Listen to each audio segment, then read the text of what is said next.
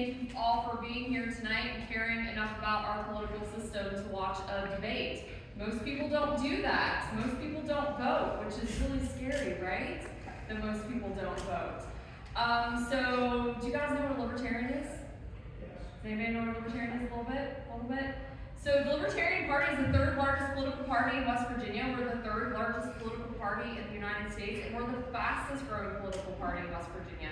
And that's because we just believe what everybody learned in kindergarten.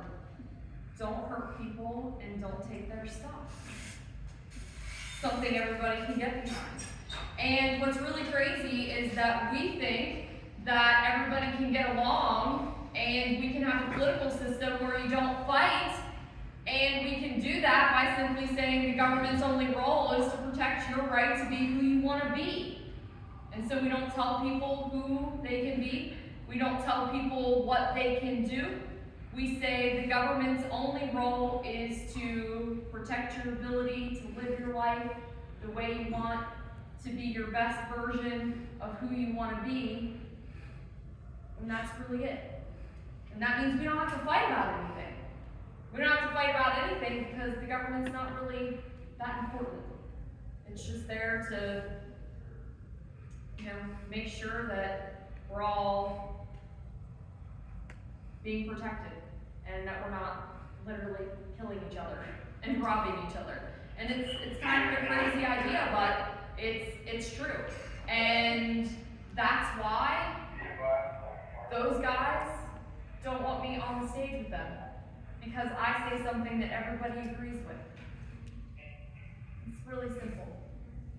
So I have a lot of thoughts on what they said, and we can talk about those things if you want, but I'll be on the ballot next Tuesday. And I have ballot access, which is a really big thing for third parties. A lot of third parties in West Virginia don't have ballot access, but we do have ballot access. And the way that we keep ballot access in West Virginia is by running a gubernatorial campaign. In West Virginia, that's the way third parties maintain ballot access, so that people can register as libertarians and so that people can run as libertarians for the next 4 years. So it's a really important race to us, but I don't run just to maintain ballot access. I don't think Mr. Williams meant to say this, but I am running to be governor. That is the point of what I'm doing here. That is what I want to do. And the reason that I want to be governor is because I care about West Virginia. I think it's really, really sad that our kids, our grandkids, and you all feel that you have to leave West Virginia to be successful. Somewhere deep down, we are teaching everybody that we know that West Virginia is not a place to be proud of. But we all know that it is. It's why we choose to stay here. If we've moved here, it's why we chose to move here, because there's something about this place, right? West Virginia has more state pride than any other state that anybody's ever been. It's that thing that when Country Roads plays, just makes you happy. And if you're not in West Virginia and you hear that song start to play, you look across the room, and if somebody's humming it, and doesn't matter where you are, right? You can be in Mexico, you can be in Ireland, you can be in North Carolina, and Country Roads starts to play, and you look at somebody, and if you see them and they're mouthing the words, you just feel like you can trust that person, and you just feel like they're your friend.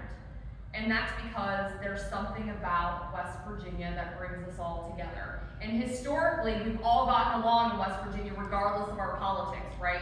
If you break down tonight on, some of you live on campus, I suppose, or some of you live close to campus, so maybe you don't have to go far. But those of us who don't, if we break down tonight and our tire blows out, you know what? We're not scared in West Virginia like maybe some places. Because you know somebody's gonna stop, right? Somebody's gonna stop and they're gonna help you. And in West Virginia, probably not only are they going to help you, they're going to bring you a bottle of water, probably a pepperoni roll. If your cell phone's dead, they're going to call somebody for you, probably give you a blanket.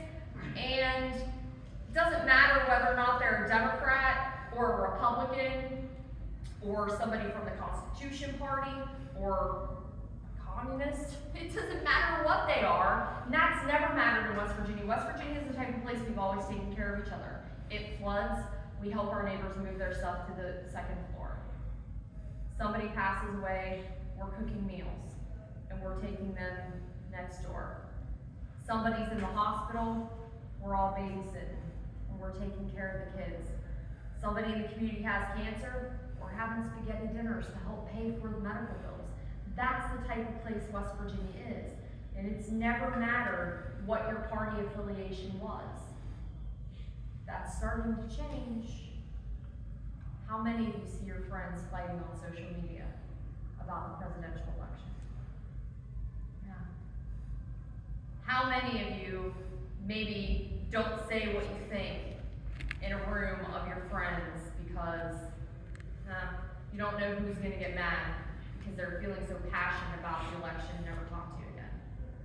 Yeah. I was at a NAACP forum the other day, and I saw what I believed, it was a candidate forum, was going to be a physical altercation about January 6th at a candidate forum.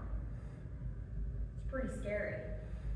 So that type of polarization that exists in Washington, D.C. is coming to West Virginia. It stands to change our way of life, and that is why I'm running for governor. Because I don't think it's okay. It scares me. And I want this place to be a place that you all want to stay forever. That you want to raise your kids. And not only do you want it deep down, but that you can do it, right? And that you can stop feeling like you have to leave for another job. And you can stop feeling like your friends have to leave for to be near a museum or to be near culture. West Virginia has so much potential, and it's there, and everybody who says it's not is crazy. It's here, we just have to unleash it. But we can't keep doing the same things. We can't keep doing the same things.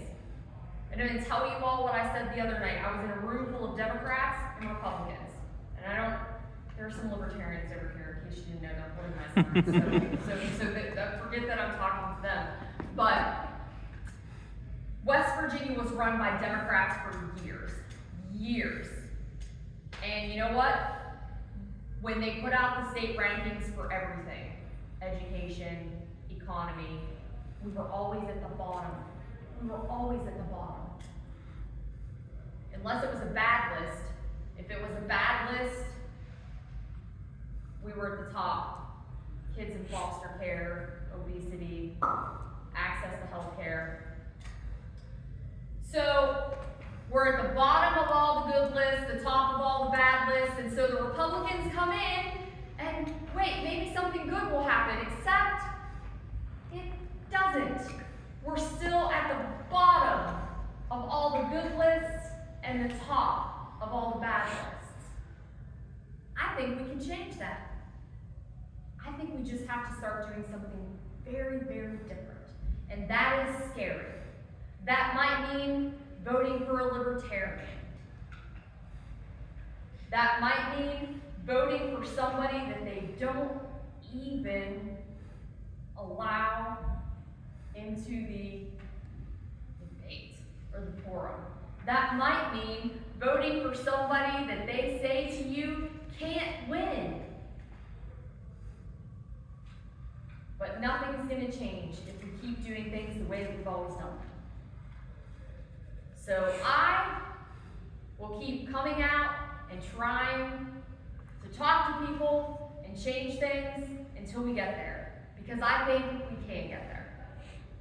And I think the only way that we're going to get there is by not forcing our ideas on people, by not telling people how they need to think, by not letting the government run the world, and by letting people just take care of each other. And not letting anything stand in their way of doing it. And that's the West Virginia I see for the future. And that's why I want to be your governor. Because I trust you all to take care of each other. More than I trust those guys. So, happy to answer any questions you have. If you don't have any questions, I'm happy to let you go home and sleep. Yes? I'm just interested to hearing your perspective or your take Sure, any particular one? PEIA. PEIA. Yeah. So, I jotted down some notes that I'll look at. So, does everybody know what PEIA is, first of all? Does anybody even care? Yeah. Yeah, do you? I bet you do. Yeah. So, PEIA is the state employees health insurance program, and some counties and municipalities also use it. And it is not like traditional health insurance because it is funded and run by the state of West Virginia. So I agree with something that Steve Williams said when he said that a pay raise isn't a solution because of exactly the reason he gave, right? We give a pay raise today, premiums and costs raise tomorrow. And I agree with something that Patrick Morrissey said, which is that part of the problem is that healthcare costs have gone up and there's not competition in the market. So I'm gonna get it a little bit cerebral here for a second. You're gonna have to walk with me, sir.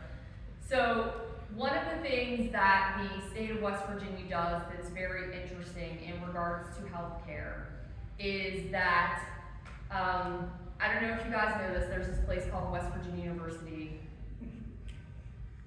Medical Center, with WVU Healthcare. And they have a monopoly in the state of West Virginia on providing healthcare services. And they're granted that monopoly by the state of West Virginia. And here's what I mean by that. There's something called a certificate of need. So when you want to open up a healthcare facility in West Virginia, you have to go to the West Virginia State Legislature and you have to say, "Dear State of West Virginia, can I please have a permission slip to open up this healthcare facility in West Virginia?"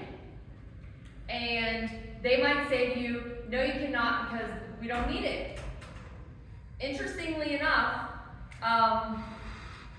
WVU gets to come in and say, "We object. We don't think you actually need this healthcare facility here in the state of West Virginia." And then what happens? Well, WVU gets to set its cost of providing healthcare services, which makes things rather expensive, right? If you were the only babysitter in town, you could charge $1 million a night, and people would have to pay it because you were the only babysitter. So PEIA is in a little bit of a situation because they, the reimbursement rates are going to be what the reimbursement rates are going to be. Now, there are certain contracts. I'm not saying there aren't certain contracts, but that's the first problem. Is part of the problem of solving PEIA is you have to eliminate the certificates of need so that other healthcare facilities can come into the state of West Virginia and compete with WVU Medicine, and WVU Medicine can't stop that. The second thing that you have to do to solve the problem with PEIA is that you have to attempt to look at whether or not a private healthcare or health insurance company can provide better rates. They say that they couldn't and that there's no need to privatize it, but nobody's ever looked. Nobody's ever put it out for private bid. They've never done that. So that's the second thing you need to do. That would be my solution.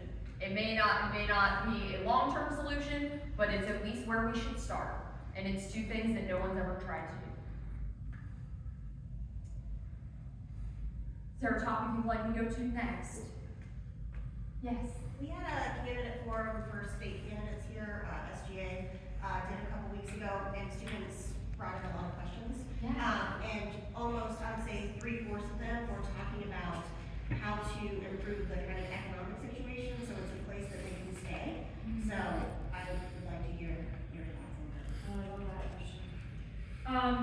So one of the things that West Virginia has done historically is they have had if we were a sports team, we would have a one playbook economic plan. that is offer money and resources to a specific company in a specific industry and cross our fingers and hope it works. So I don't think we should do that anymore. It might work sometimes. There's certainly, I suppose, some arguments to be had for the fact that Nucor Steel is maybe a good investment. I guess we'll see years from now. But if every business and every industry in West Virginia was treated equally, that would be a very, very good start. So if we had a regulatory framework and a tax framework where all businesses were created equally, we wouldn't have to give certain favors and what I would call sweetheart deals to different industries and different businesses to make promises to them to try to get them to come here. We would just have a business-friendly state where big companies would want to come and also where small companies would want to come.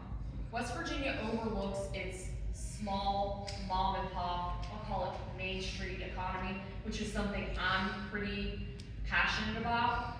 One of the things that I have to do as a third-party candidate is travel around to fairs and festivals. I was at the Jane Lou Fireman's Craft Festival, and they were paying a tax auditor to go around and audit the crafters to make sure that they were properly paying taxes on their inventory. I'm talking about people who are making pot holders.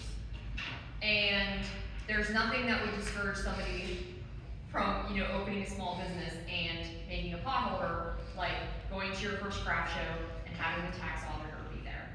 And you know who probably doesn't get the tax auditor there? Nucor Steel. So if we could just learn to treat our businesses favorably, or not favorably rather, equally, that would be a very good start. There's also a lot of licensing and unnecessary regulation that we could get rid of. You have to have as much training in West Virginia to be a barber as you do, no fencer or police officer. We could change a lot of things like that. You have to have a permit in West Virginia to be an apprenticed chimney sweep. Pretty sure we could get rid of that. You have to have more licensing or more training hours in West Virginia to be a counselor and a therapist than you do the surrounding states. That makes it a lot harder for somebody in West Virginia to want to stay being a licensed therapist or counselor.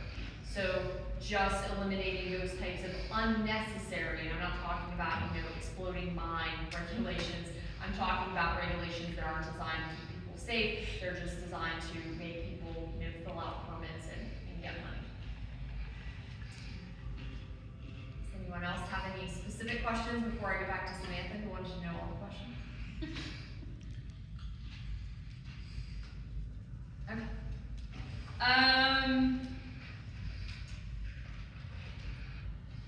Wow, there were a lot of topics, Samantha. You don't have one? Do foster care. Foster care. That or the ones that you feel most strongly. No, I was pretty fired up about foster care. That's why this gentleman asked about it. He saw the fire under the fire in my veins. Raising reimbursement rates to get foster care families is not the answer to the foster care crisis in West Virginia. That is not why people don't want to be foster care parents. The first thing that we can do to improve the foster care system in West Virginia is create accountability in the foster care and the CPS program, so that when children are lost, CPS and the state foster care system is held accountable for the children that they actually physically lose, which right now they are not. So that they are held accountable when there's a death, and right now they are not.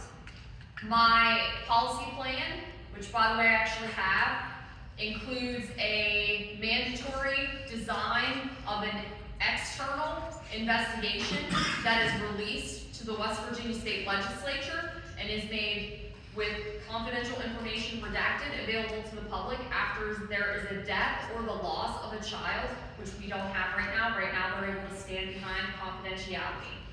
The second thing is making it easier for people who want to be foster care parents to be able to be foster care parents. Right now, it is very, very difficult to be a foster care parent in the state of West Virginia.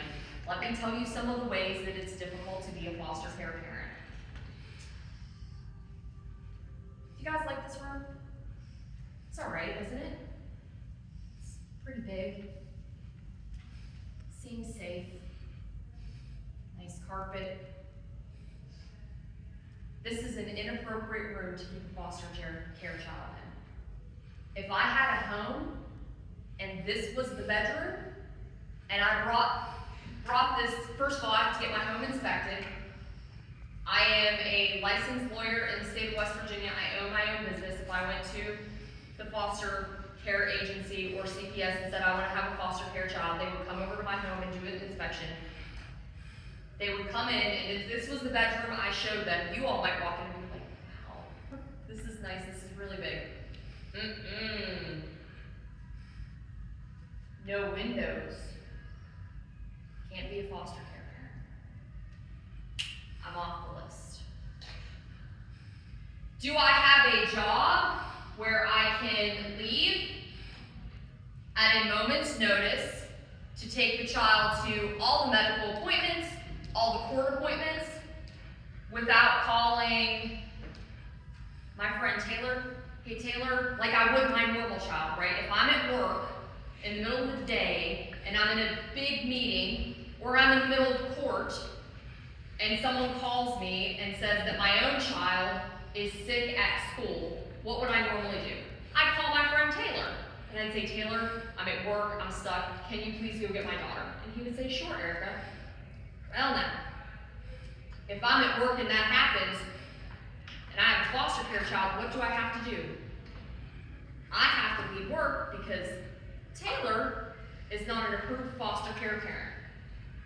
Well, that now puts my job at risk. Pretty difficult.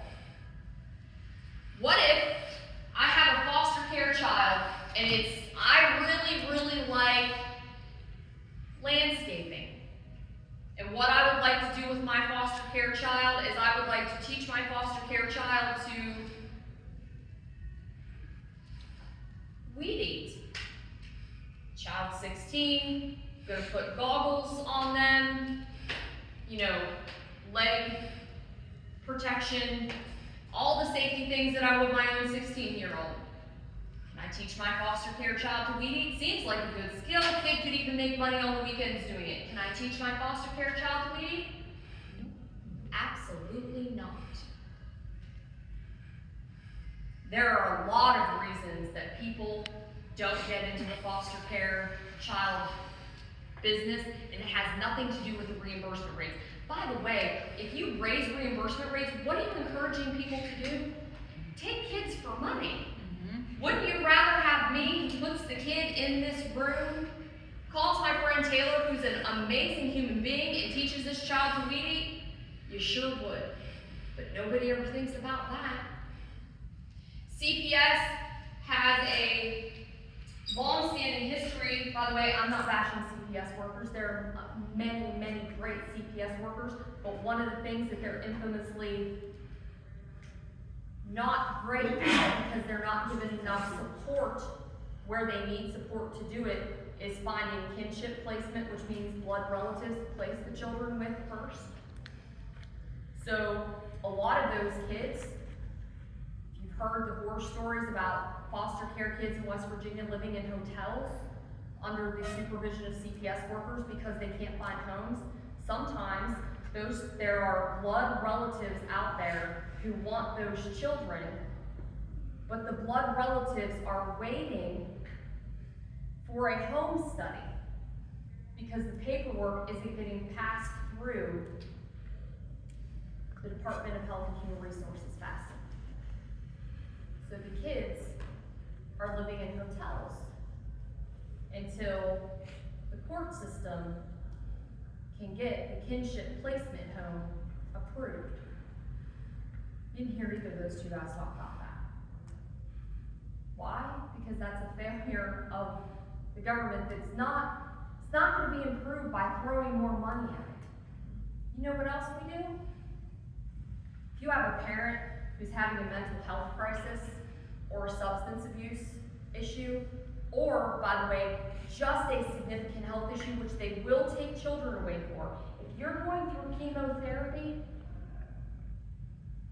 and it affects your ability to raise your children because you're exhausted and you can't get out of bed, DHS will take your children, not passing judgment, just letting you all know what happens. They will take your children, they will put them in foster care, and they might put you on an improvement plan, which is statutory in the state of West Virginia, and say, here, do these things, and when you do these things and you're better and you're feeling less weak, and you can do all the things we need you to, and you can get out of bed and you can get back to work, and have the resources, we'll give you your children back. Except the state of West Virginia has written limits on time into the improvement periods. So what happens if you need 2 more weeks to recover? 2 more weeks to get out of a rehabilitation facility, you're doing very well. 2 more weeks to finish your chemotherapy. 2 more weeks. And you go to court, and you've got your expert witness right there, it's your doctor. And your doctor comes in, and the doctor says, Judge, please, I just need 2 more weeks with this parent. Judge says, sorry, West Virginia code says I have to cut off this improvement period now. Doesn't matter if that kid's living in a hotel. Doesn't matter if they found foster care placement for that kid. Doesn't matter if that kid's in kinship placement. Parental rights are terminated. That kid's in the system forever. How about we just write some latitude into the improvement periods that says that there's an expert witness that says that this parent's gonna get better in a reasonable time frame? Sure. I do believe that foster parents should be paid better for the people that I know that foster children are losing a lot of money. I believe the CPS workers need to be paid more. That is a very serious job, and most of the time when I'm dealing with CPS, I got this 18-year-old kid sitting there making a decision. I was called one time to 2 18-month twin boys that was given to the grandmother because they deemed the parents unsuitable.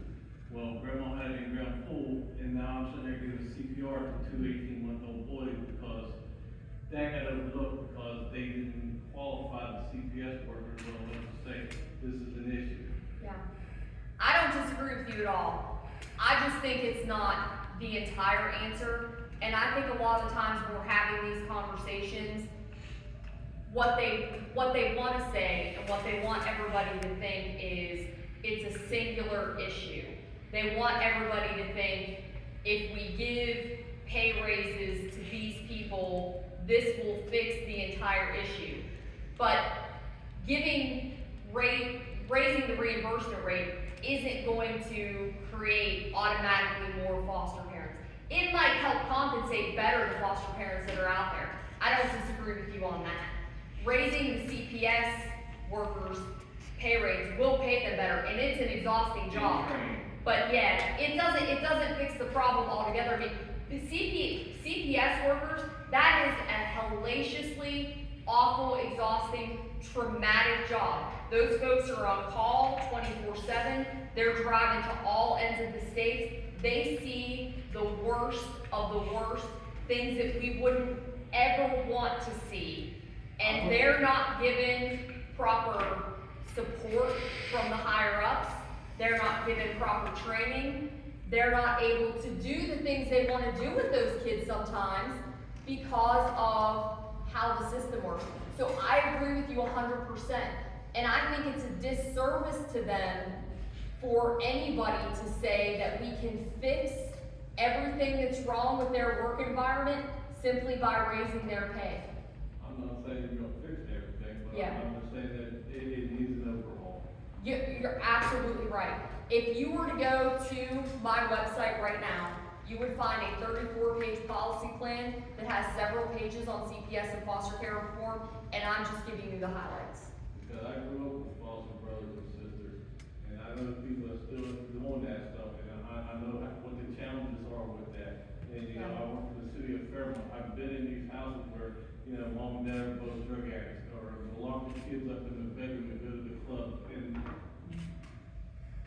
some of these kids are absolutely horrible home lives, and we don't have enough people willing to say, come into my home. And yes, CPS plays a role in making sure that it's a safe environment, but some of the restrictions that, like, you're talking about with windows and stuff like that, I thought was silly.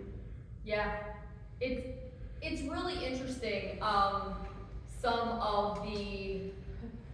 of the home study requirements, like when you start to look at, I mean, obviously coming into a house to make sure it's a safe place for a child is what we wanna do. I mean, you don't wanna send a child, I mean, everybody's heard horror stories about kids that go into foster care and their life in the foster care home is worse, right? Like, I'm sure everybody's heard on the news the story about the two teenagers that were locked in the barn, down in the southern part of the state. But some of the things that they're looking for in the homes are not the indicators of what's gonna make it a safe house or not. You're right. Thank you, I appreciate it all. Does anyone else have any questions? Yes? Okay, so, sorry if you already answered. No, you're okay. All right. Yeah, we were out for a bit. So, as everybody knows, there are over like 1,500 vacancies in the professional teaching field. So what are your like plans, or what do you support to, you know, not stop them, but like combat these a little more? What are your plans to make teaching more enticing? Because myself as an educator, I'm a little scared to go into the field right now. And if we put our faith in you as teachers, how do I ensure that we're going to get accurate representation and feedback? So a few things. Also on my website, by the way. Teachers right now are judged based on standardized testing scores in the state of West Virginia. We have to get rid of that, right? Because it's not an accurate measurement of how you're doing. One of the worst things I think in West Virginia for teachers is the State Department of Education. I don't think that they do you all any service whatsoever. I think it's terrible for you all to have to go to school, work hard to get a degree, and these folks to come in and say, this is how you have to teach. These are the curriculums you have to use. This is how you have to educate children. You know, I went to law school, and no one comes into my office or sends me a playbook and says, this is how you have to treat your clients, this is how you have to run your cases. So one of the best things I think we can do for teachers in West Virginia is simply stop telling them how they have to use their degrees and let them teach kids. I think we have to get bureaucrats basically out of education and let parents and teachers get back into education and get the State Department of Education out of it. Secondarily, I think we have to give you more control over what's happening in the classroom. One of the things that I've done as part of my campaign is I've traveled around West Virginia and I've talked to teachers about what they really care about. And maybe this isn't representative of you, but most teachers have told me that pay isn't necessarily what keeps them down. You know, you hear that a lot from politicians. Well, it's teacher pay, well, it's teacher pay, well, it's teacher pay. And certainly it is. Could y'all make more? Yes. Is West Virginia like 50th for pay and everything? Yes. So what I've heard is that it's a lot of behaviors in the classroom. And it's the fact that you're not able to address behaviors in the classroom. And it's the fact that when you go to administration to address behaviors in the classroom, they won't let you address them. They won't get involved in addressing them, and they won't allow you to call parents. I don't know what it is about administrators now that, you know, makes them not want to call parents or get parents involved. But that has to stop. And that leads me to my next point. We're never going to be able to talk about education in West Virginia without talking about what the real problem is, and it's a circular problem.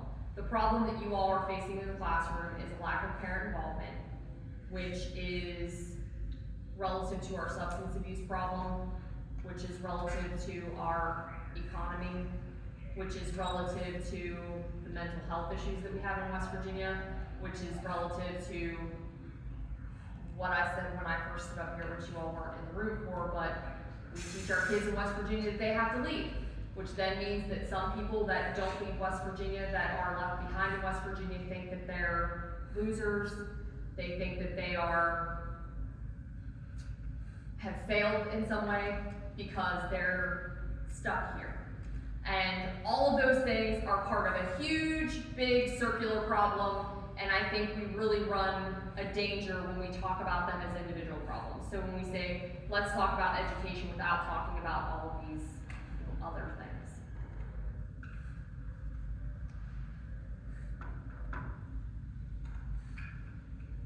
Any other questions? Samantha, was there anything that I neglected to talk about that was on your hit list? No, I think that you covered the big important things. Thank you for taking time for this one.